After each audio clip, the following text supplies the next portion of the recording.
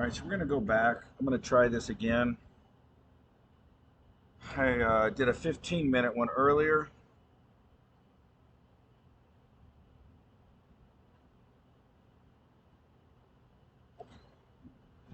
Had no video on 15 minutes. So let's go back and try to do this again. Hopefully it works. So we're going to start out with one of the original swings. We're going to go to a performance graph. And what we are looking at here is red is going to be your pelvis. Green is torso. Blue is going to be the lead arm. Hand peak speed is up here. Now what we normally want over here to the left, right here, we want to see that whatever value this is, we add 250, add 250 to the next one, add 500 to the next one. That's where you will see your speed gains later on. What you're going to find out is we're kind of close here, but we're not sequencing 1, 2, 3, and 4. So the first thing that we know is when the upper hand or upper arm is second, and it should be third. It means that they're too internally rotated. You'll see that later on. I'm going to go through that. What we're looking at here is these lines are all staying together, which means there's no separation. So we're losing power because everything's kind of coming together. And then you'll see it come back together right here. Okay, we should see this, then this line, then this line, and then this line. We also want to see a very clear peak and a drop off. A very clear peak, a drop off, then the blue line peak and drop off and on. What this is telling us right here is that the front side mechanics aren't working very well. And so because this front side is not shutting off to create the whip and the speed gains, that's why you get the speed gains that you get over there to the left. And that's why you'll get this rounded here instead of a nice easy peak and then a drop off. It starts to get better, but if the front side mechanics for her can get better, okay, that's going to be a huge factor. So she's sitting at almost 2,300 hand speed right there, and the front side's not even shutting off. When we went through some of the other swings, we noticed that she was loading on top of the back foot, and the weight was going to the outside of the foot, then it was coming back in. So you'll see that on a couple other just here. So a timing issue, and then the other side she was kind of just falling, and so that's what we're seeing here. Anytime we see this right here, we look at anything and everything that could start with the front side mechanics. Now, when we go to the summary, you'll see that she has incredibly fast hips. Everything is fast. It's just not in sequence. You say, well, she's so fast, why is her speed gain so low? Again, each body part is not shutting off to allow for the next speed gain, so they're slow. Time to contact, a little bit slow. That means that she's not getting full stretch. The rubber band's not there. Is it a lot of, is it slow? Not necessarily slow, but the speed gains and this number both correlate. Now, one of the big problems is right here is this big torso is internally rotated at minus 54. We really want that to be anywhere between 16 and 20. So she's almost looking back behind first base as she loads. This is extremely common in the athletes. They think that they are getting stretched by turning the torso, and they're not. The pelvis is also turning too much. So when I see that a pelvis turns this much, plus she's on the outside of it, I now know that she's not using any of her glutes or hamstrings, but preferably glutes. She's not coiling on that back leg. So this was one of the other things that I saw that made me go look at that back leg load.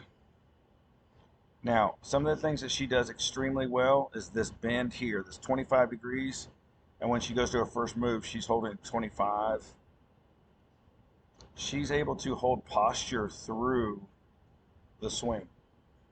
Now, One thing that you would say, we'd look to see a big drop off from -40 to -60 or -6. The only problem is she's still -54 here, and when the first move, so first move is when the knob moves towards the ball, the first 100th of a second, she's still too internally rotated even at first move. So we made some adjustments there.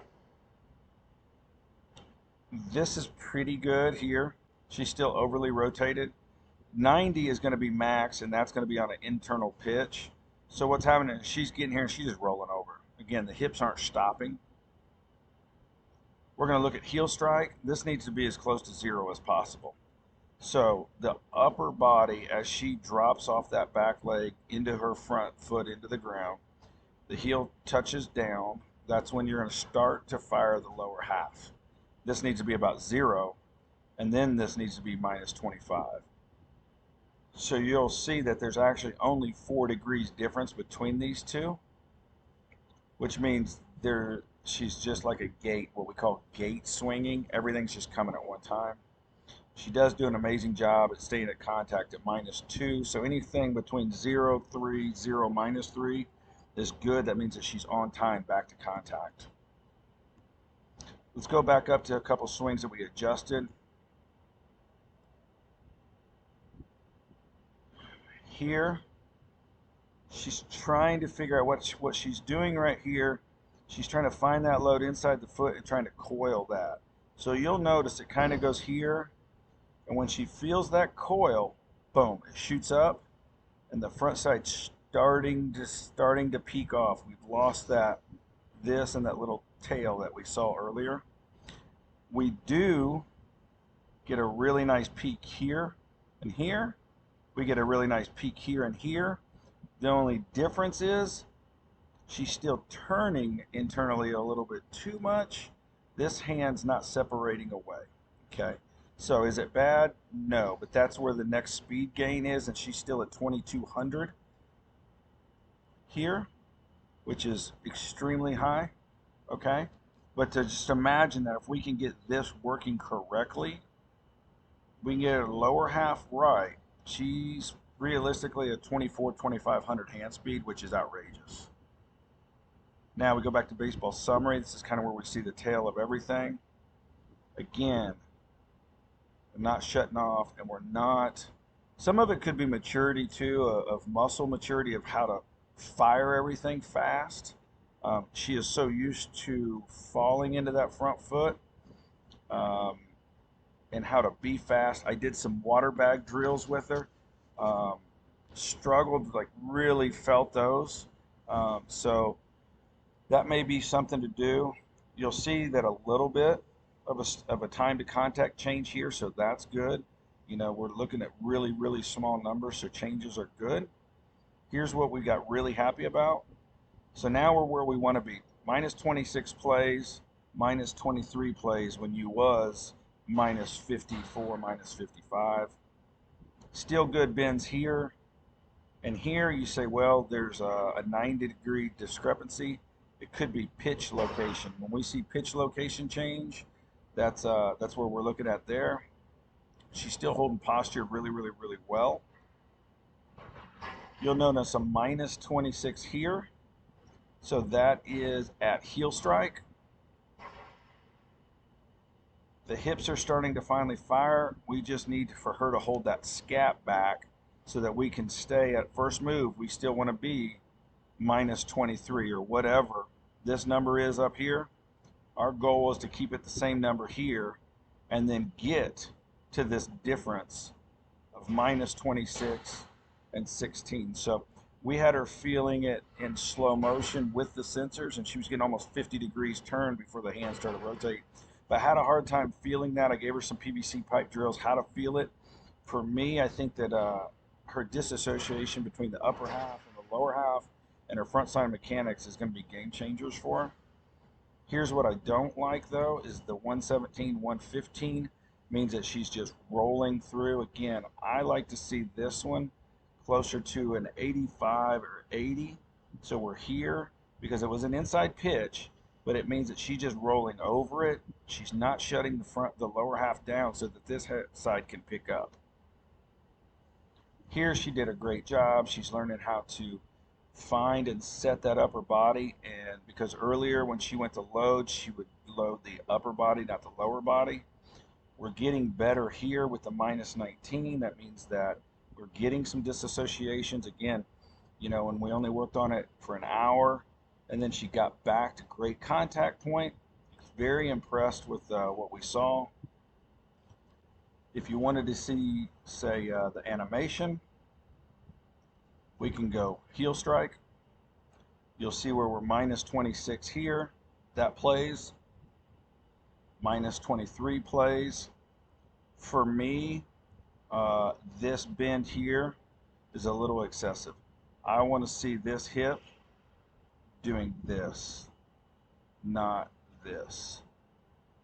Okay, but again, she was learning how to coil around that. If she can coil and keep this a little more neutral into this, if not slightly down, very slightly down without too much of this, we're in a good position. The side bend is right here, so we'd like to see that number a little lower. That's this one. Okay, we go to first move, but again, we ran over it earlier. We want to see this number stay closer to the -23. So she's coming out of the swing too soon. The lower half's not letting her work, but the lower half now is in a great position. So if we can get the upper half to stay closed back, then we really got a lot of power coming. And then at contact, kind of goes wonky here. Again, could be pitch location, but you'll see that these hips are severely overly rotated. If the hips are back this way, she's going to start driving that the speed gains higher. So hopefully that helped. If you need anything, I'll be happy to go over anything and everything with you. Please don't not call. I'd be happy to do whatever I can. Thank you.